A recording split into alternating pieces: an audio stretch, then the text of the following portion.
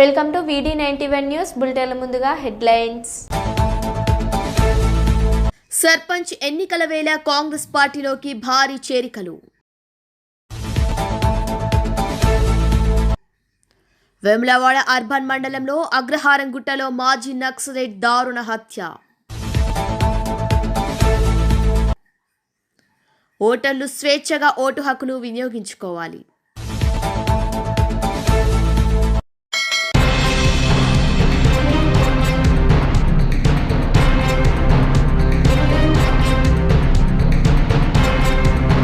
వందే మాతర గేయం పాడి 150 సంవత్సరాలు గడిచిన సందర్భంగా వేడుక నిర్వహించారు బీజేపీ శ్రేణులు.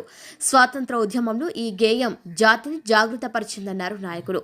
వందే మాతర గీతం పాడి నేటికి 150 సంవత్సరాలు గడిచిన సందర్భంగా పెద్దపల్లి పట్టణంలో భారతీయ జనతా పార్టీ నాయకులు వేడుక నిర్వహించారు.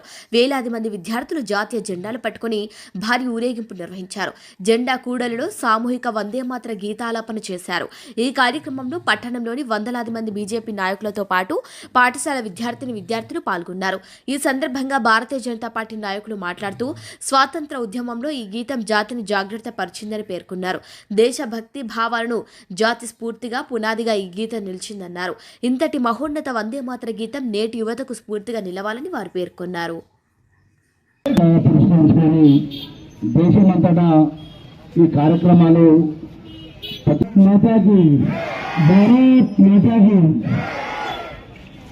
భారత్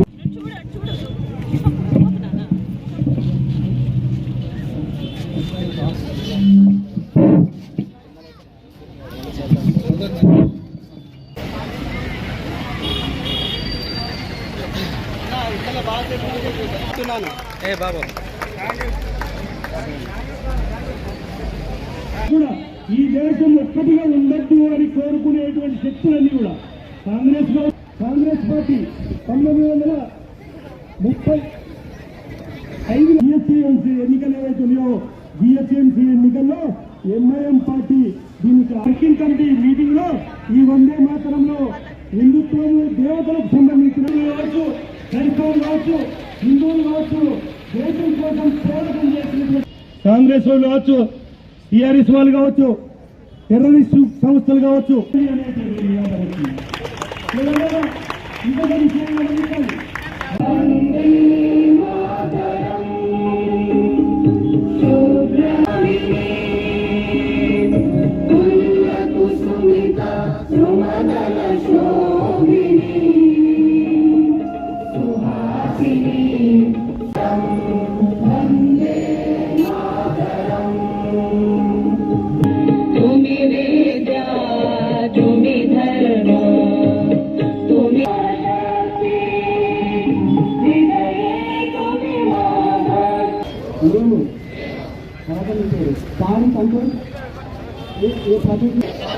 ఉపయోగిస్తాము.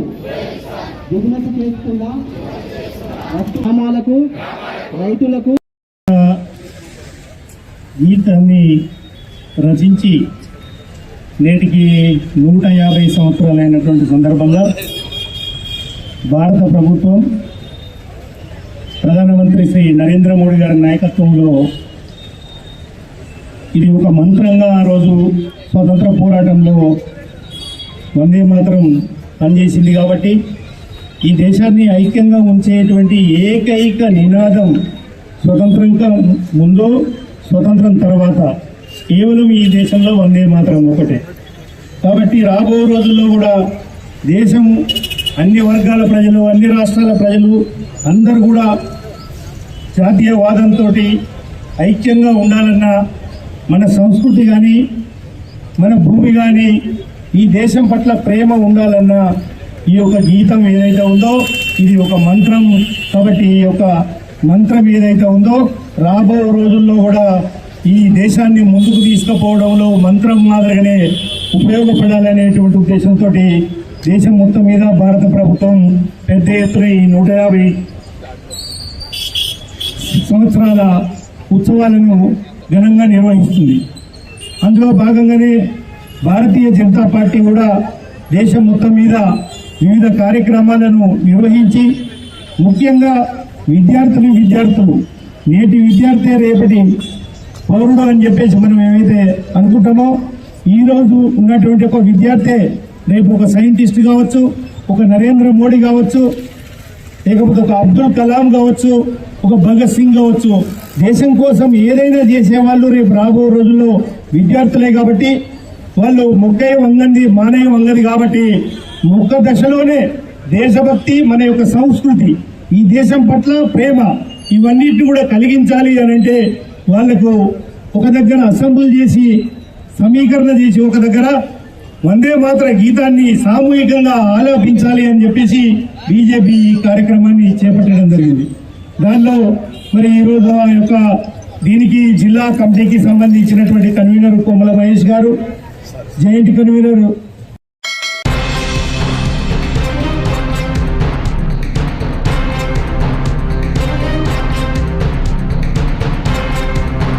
ఎమ్మెల్యే క్యాంపు కార్యాలయం నాగూర్ కర్నూలందు MLA doctor Kuchukulla Rajesh Reddy, MLC Damodar Reddy సమక్షంలో తెలకపల్లి మండలం గోలగుండం గ్రామం బీఆర్ఎస్ పార్టీ సీనియర్ నాయకులు కేసాని నరేందర్రావు, సురేందర్రావు, మాధవరం సంతోష్రావు మరియు వారి అనుచరులు బీఆర్ఎస్ పార్టీని వీడి కాంగ్రెస్ పార్టీలోకి చేరటం జరిగింది.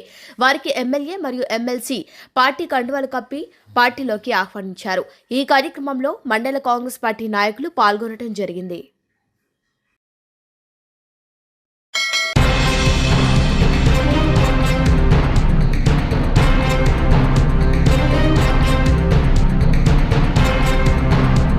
జాగృతి జనంబాట కార్యక్రమంలో భాగంగా కామారెడ్డికి చేరుకున్న జాగృతి రాష్ట్ర వ్యవస్థాపక అధ్యక్షురాలు కల్వకుంట్ల కవిత ఘన స్వాగతం పలికారు జాగృతి నాయకులు. ఇక ఇటీవల రైలు ప్రమాదంలో మృతి చెందిన గొర్రెల కాపరి సురేష్ కుటుంబాన్ని కల్వకుంట్ల కవిత పరామర్శించారు. అనంతరం జిల్లా కేంద్రంలోని పోలీస్ కిస్టే విగ్రహానికి పూలమాలలు వేసి ఘనంగా నివాళులర్పించారు ఎమ్మెల్సీ కల్వకుంట్ల కవిత.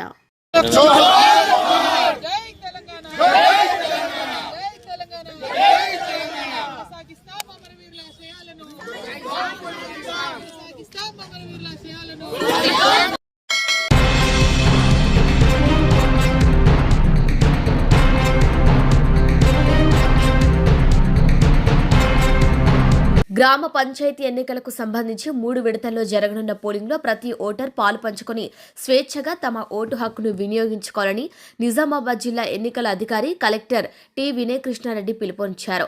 జిల్లాలో 31 మండలాల పరిధిలో 545 గ్రామ పంచాయతీలు, 5022 వార్డు స్థానాలకు 3 దశల్లో ఎన్నికల నిర్వహణకు అవసరమైన ఏర్పాట్లు పూర్తి చేశామని వెల్లడించారు. సమీకృత జిల్లా కార్యాలయాల సముదాయం కాన్ఫరెన్స్ హాల్లో గురువారం ఏర్పాటు చేసిన పాత్రికేయుల సమావేశంలో అదనపు కలెక్టర్ అంకిత్తో కలిసి కలెక్టర్ గ్రామ పంచాయతీ ఎన్నికల కోసం చేపట్టిన ఏర్పాట్ల గురించి వివరాలను వెల్లడించారు. ప్రజలు ప్రశాంత వాతావరణంలో స్వేచ్ఛగా ఓటు హక్కును వినియోగించుకునేలా అన్ని చర్యలు తీసుకున్నామని తెలిపారు. మొదటి విడతలో బోధన్ డివిజన్లోని 10 మండలాలైన బోధన్, చందూర్, కోటగిరి, రెంజల్, రుద్రూర్, సాలూరా, వర్ని, ఎడపల్లితో పాటు నిజామాబాద్ రెవెన్యూ డివిజన్లోని నవీపేట మండలం పరిధిలో గల 184 సర్పంచ్, 1642 వార్డు స్థానాలకు ఎన్నికలు జరుగుతున్నాయని, గురువారం నుంచి నామినేషన్ల స్వీకరణ ప్రక్రియ ప్రారంభమైందని తెలిపారు. ఇక రెండవ విడతలో నిజామాబాద్ డివిజన్లోని దర్పల్లి, డిచ్పల్లి, ఇందల్వాయి, మాక్లూర్, మోపల్, నిజామాబాద్, సిరికొండతో పాటు ఆర్మూర్ రెవెన్యూ డివిజన్లోని జక్రన్పల్లి మండలాల పరిధిలో గల 196 గ్రామ పంచాయతీలు, 1760 వార్డు స్థానాలకు ఎన్నికలు జరుగుతాయని అన్నారు. ఇక మూడవ విడతలో ఆర్మూర్ డివిజన్లోని ఆలూర్, ఆర్మూర్, బాల్కొండ, భీంగల్, డొంకేశ్వర్, కమ్రపల్లి, మొండోరా, మోర్తాడ్, ముప్పాల్, నందిపేట్, ఎర్గట్ల మండలాల పరిధిలోని 165 గ్రామ పంచాయతీలు, 1620 వార్డు స్థానాలకు ఎన్నికలు నిర్వహించడం జరుగుతుందన్నారు. పోలింగ్ నిర్వహణ కోసం 3 డివిజన్లలో మొత్తం 5053 పోలింగ్ కేంద్రాలను ఏర్పాటు చేశామని అన్నారు. ఇప్పటికే 28 మండలాలకు 5287 బ్యాలెట్ బాక్సులు పంపిణీ పూర్తి చేశామని, ఇంకా భీంగల్, డొంకేశ్వర్, నందిపేట మండలాలకు మొదటి విడత ఎన్నికలు ముగిసిన మీదట బ్యాలెట్ బాక్సులు పంపిస్తామని తెలిపారు. ఎన్నికల నిర్వహణకు అవసరమైన పోలింగ్ సామాగ్రి అన్ని ప్రాంతాలకు చేర్చేలా చర్యలు తీసుకున్నామని అన్నారు. ఎన్నికల సిబ్బంది ఇప్పటికే శిక్షణ పూర్తి చేశామని, మరోమారు పునశ్చరణ చేసుకునేలా అవసరమైన ఏర్పాట్లు చేశామని వెల్లడించారు. ఇక జిల్లాలో 3,96,778 మంది పురుష ఓటర్లు, 4,54,621 మంది మహిళా ఓటర్లు, ఇక ఇతర కేటగిరీలో 18 మంది, మొత్తం 8,51,417 మంది ఓటర్లు ఉన్నారని కలెక్టర్ తెలిపారు. ప్రతి ఓటర్ తప్పనిసరి తప్పనిసరిగా ఓటు వేయాలని, ప్రజాస్వామ్య ప్రాధాన్యతను చాటి చెప్పాలని సూచించారు. పోలింగ్ శాతం పెంపొందించేందుకు ఇప్పటికే అన్ని గ్రామ పంచాయతీల పరిధిలో ప్రచార అవగాహన కార్యక్రమాలు కూడా నిర్వహిస్తున్నామని, ఓటర్ సమాచార స్లిప్పులను BLOల నేతృత్వంలో సిబ్బంది ఇంటింటికి తిరుగుతూ పోలింగ్కు ముందు పంపిణీ చేస్తారని చెప్పారు. జిల్లాలో 102 జోన్లను ఏర్పాటు చేస్తూ 111 మంది జోనల్ అధికారులను నియమించామన్నారు. అత్యంత సమస్యాత్మకమైన పోలింగ్ కేంద్రాల వద్ద అదనపు భద్రత, ఇతర ఏర్పాట్లు చేస్తున్నామని తెలిపారు. వెబ్ కాస్టింగ్ కు అవకాశం లేని పోలింగ్ సెంటర్లో సూక్ష్మ పరిశీలకులను నియమించడం జరుగుతుందని, 197 మంది మైక్రో అబ్జర్వర్లను నియమిస్తున్నామని అన్నారు. ఎన్నికలకు సంబంధించి ఏదైనా సమాచారం తెలుసుకునేందుకు ఫిర్యాదు చేసేందుకు వీలుగా కలెక్టరేట్లో కంట్రోల్ రూమ్ ఏర్పాటు చేశామన్నారు. రాష్ట్ర ఎన్నికల సంఘంచే నియమితులైన ఎన్నికల సాధారణ పరిశీలకులు, వ్యయ పరిశీలకులు కూడా జిల్లాకు చేరుకోవడం జరిగిందని, ఎన్నికల నిర్వహణ తీరును అబ్జర్వర్లు నిశితంగా పరిశీలన జరుపుతారని అన్నారు. ప్రలోభాలకు ఆస్కారం లేకుండా నిఘాను ముమ్మరం చేయించామని, ప్రతి మండలానికి FST బృందాలతో పాటు జిల్లాలో ఇలాంటి ఉల్లంఘనలకు తావు లేకుండా ఎన్నికల నియమావళి పక్కాగా అమలయ్యేలా పర్యవేక్షణ చేస్తున్నామని అన్నారు. కాగా ఏకగ్రీవ ఎన్నికలకు సంబంధించి రాష్ట్ర ఎన్నికల సంఘం నుంచి మార్గదర్శకాలు రావాల్సి ఉందని, అయితే ఎవరూ కూడా ఏకగ్రీవాల కోసం బలవంతపు విధానాలను అవలంబించరాదని కలెక్టర్ సూచించారు. అలాంటి వారిపై చట్టపరంగా చర్యలు తీసుకోవడం జరుగుతుందన్నారు. ఇక ప్రశాంత వాతావరణంలో సజావుగా ఎన్నికలు జరిగేలా అన్ని వర్గాల వారు జిల్లా యంత్రాంగానికి సహకారం అందించాలని కలెక్టర్ కోరారు. విలేకరుల సమావేశంలో జిల్లా పంచాయతీ అధికారి శ్రీనివాసరావు తదితరులు పాల్గొన్నారు.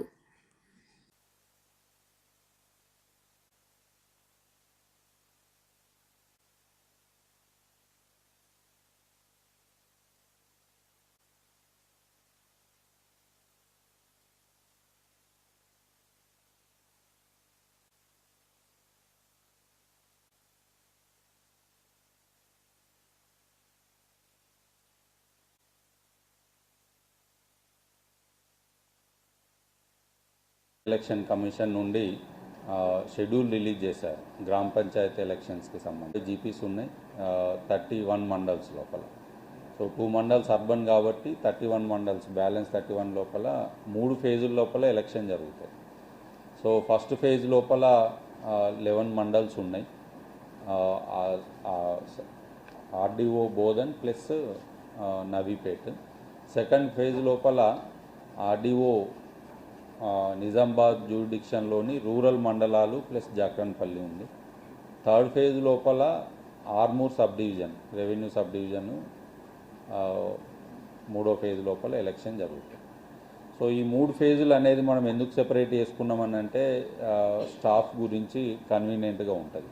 పోలీస్ యంత్రాంగం కానీ మన పోలింగ్ ఆఫీసర్స్ కానీ అందరినీ కూడా అడ్జస్ట్ చేసుకునేందుకు అవకాశం ఉండాలనే ఉద్దేశంతో 3 ఫేజులలో పెట్టుకున్నాం. రాష్ట్రం అంతటా కూడా అన్ని జిల్లాలలో 3 ఫేజుల్లోనే నడుస్తుంది.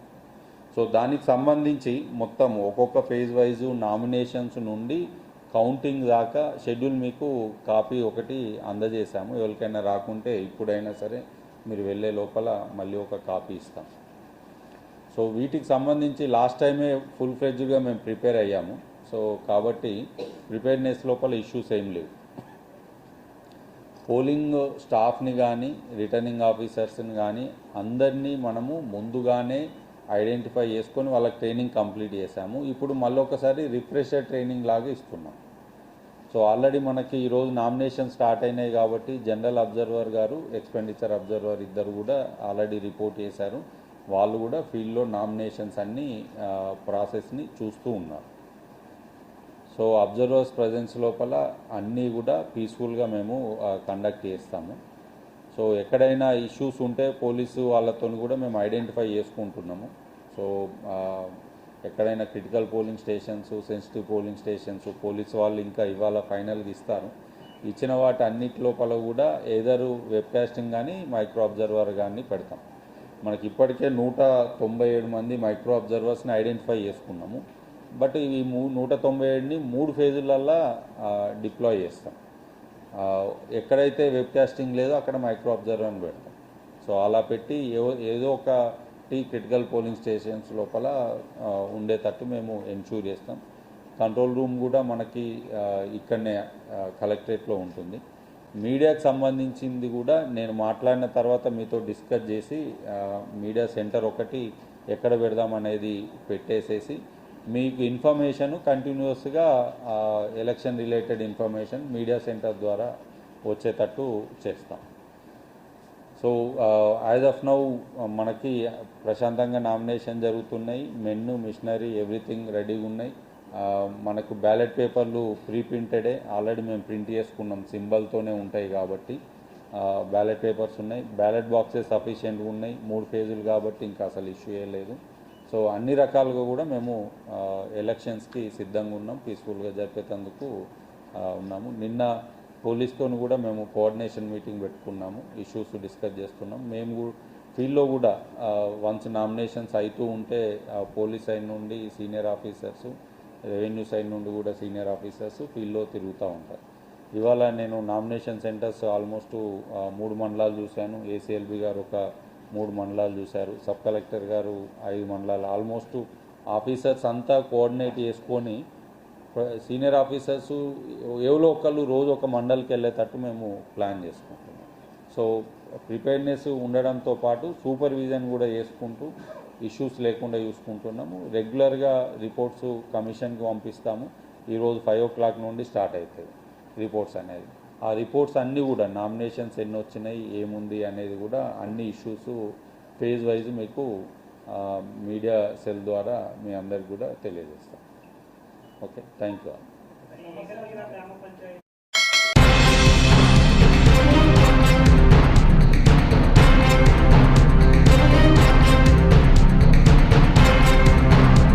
రాష్ట్ర వ్యాప్తంగా సర్పంచ్ ఎన్నికల నోటిఫికేషన్ విడుదలైనప్పటికీ ఆ 2 గ్రామాల్లో మాత్రం కోర్టు కేసుల కారణంగా ఎన్నికలకు దూరంగా ఉండనున్నారు.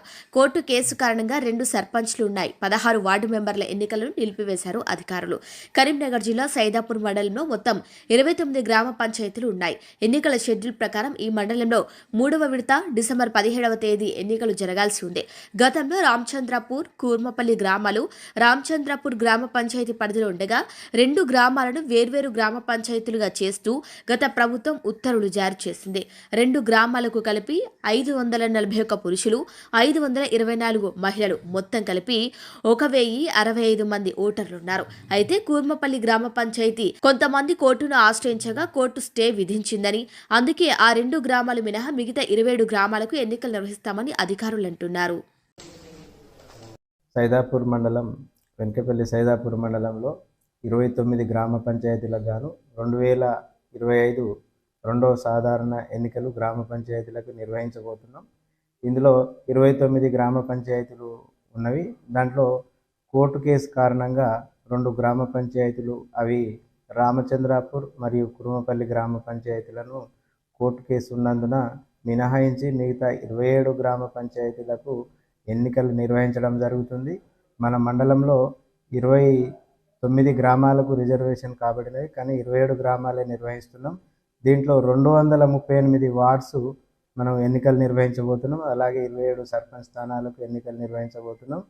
సుమారుగా 800 మంది సిబ్బందితోని మనం ఎన్నికలు నిర్వహించబోతున్నాం. దీంట్లో ఆ స్టేజ్ 1లో 6 నామినేషన్ స్వీకరణ కేంద్రాలు మన మండలంలో 3-4 గ్రామాలకు ఒక క్లస్టర్గా ఏర్పాటు చేసి నామినేషన్స్ స్వీకరించబోతున్నాం. మనకు సైదాపూర్ మండలం 3వ ఫేజ్లో ఉంది కాబట్టి డిసెంబర్ 3 నుంచి 5 వరకు నామినేషన్ స్వీకరణ కార్యక్రమం ఉంటుంది. అట్లాగే 17వ తేదీన ఎన్నికలు ఉదయం 7 గంటల నుంచి మధ్యాహ్నం 1 గంట వరకు ఉంటుంది. అనంతరము కౌంటింగు, ఆ వెంటనే ఉప సర్పంచ్ ఎన్నిక ఉంటుంది. కాబట్టి ఈ కార్యక్రమము రాష్ట్ర ఎన్నికల సంఘం ఆదేశాల మేరకు నిర్వహించబడుతుంది. మన మండలంలో సుమారుగా 33,110 ఓటర్స్ ఉన్నారు. ఆ ఓటర్స్ అన్ని గ్రామాల నుంచి ఓటు వేయబోతున్నారు. సుమారుగా 1,300 పైచిలకు ఓట్స్ ఆ 2 గ్రామాలు కలిపి ఉన్నవి. ఒక్కొక్క గ్రామానికి 8 వార్డులు చొప్పున 16 వార్డులు మినహాయించబడ్డాయి. అట్లాగే సర్పంచ్ స్థానాలు కూడా ఈ ఎన్నికల నుంచి మినహాయింపు చేసి ఎన్నికలు నిర్వహించబడుతున్నాయి.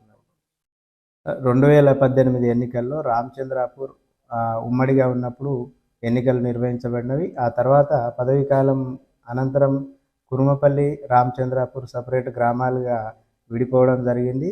దీనిపై అభ్యంతరం వ్యక్తం చేస్తూ ఇరువురు హైకోర్టులో అప్పీల్ చేయడం వల్ల ఆ 2 ఎన్నికలు వాయిదా వేయడం జరిగినది. అవి ఈసారి నిర్వహించడం లేదు. ఉండదు సార్. ఉండదు.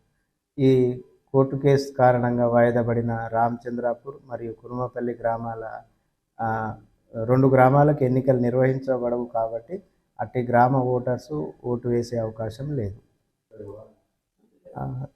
గత సర్పంచ్ పీరియడ్లో 2 గ్రామాలుగా అంటే సపరేట్ గ్రామ పంచాయతీలుగా వేరు చేయడానికి ప్రతిపాదనలు పంపబడినవి.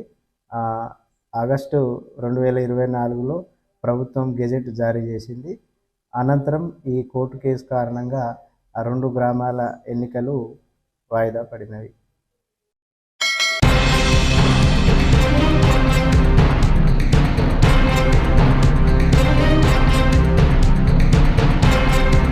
నల్గొండ జిల్లా మిర్యాలగూడలో ప్రేమించి పెళ్లి చేసుకుని మోసం చేశాడంటూ భర్త ఇంటి ముందు బిడ్డతో భార్య ఆందోళనకు దిగింది.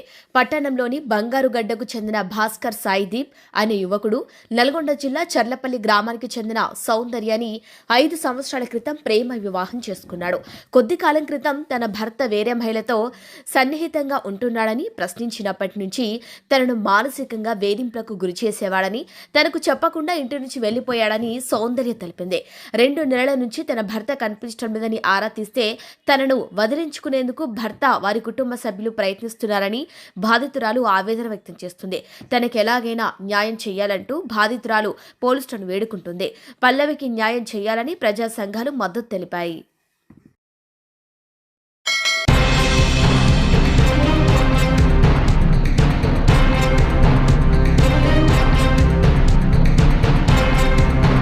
వేములవాడ అర్బన్ మండలం అగ్రారంగుట్టలో మాజీ నక్సలైట్ దారుణ హత్యకు గురయ్యారు.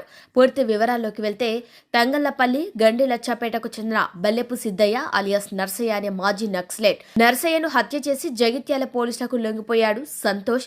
1979లో నర్సయ్య తాను అజ్ఞాతంలో ఉండగా సంతోష్ తండ్రి చంపినట్లు ఓ యూట్యూబ్ ఛానల్ ఇంటర్వ్యూలో పేర్లతో సహా చెప్పడంతో తన తండ్రిని చంపినట్లుగా నిర్ధారణకు వచ్చిన జగిత్యాల జిల్లాకు చెందిన సంతోష్ పథకం ప్రకారం అగ్రారం గుట్టలకు పిలిపించి హతమార్చాడు. సిద్ధయ్య అలియాస్ బాపిరెడ్డి అనే ఎక్స్ పీపుల్స్ ఆర్ మావోయిస్ట్ ని రాత్రి అగ్రహారం గుట్ట సమీపంలో గుర్తు తెలియని వ్యక్తులు హత్య చేసిన వాళ్ళ కొడుకు ఇచ్చిన ఫిర్యాదు మేరకు కేసు నమోదు చేసుకొని దర్యాప్తు జరుపుతున్నాం. ఇతడు గతంలో పీపుల్స్ వార్లో పనిచేసినట్టుగా తెలిసింది. ఇతను ఎవరైతే మృతున్నాడో గతంలో కేసులు కూడా రిజిస్టర్ అయి ఉన్నాయి. దీని మీద విచారణ జరుగుతుంది.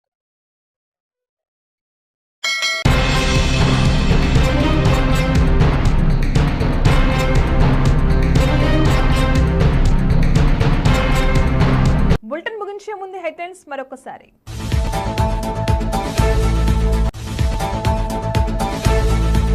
సర్పంచ్ ఎన్నికల వేళ కాంగ్రెస్ పార్టీలోకి భారీ చేరికలు. వేములవాడ అర్బన్ మండలంలో అగ్రహారంగుట్టలో మాజీ నక్సలైట్ దారుణ హత్య. ఓటర్లు స్వేచ్ఛగా ఓటు హక్కును వినియోగించుకోవాలి.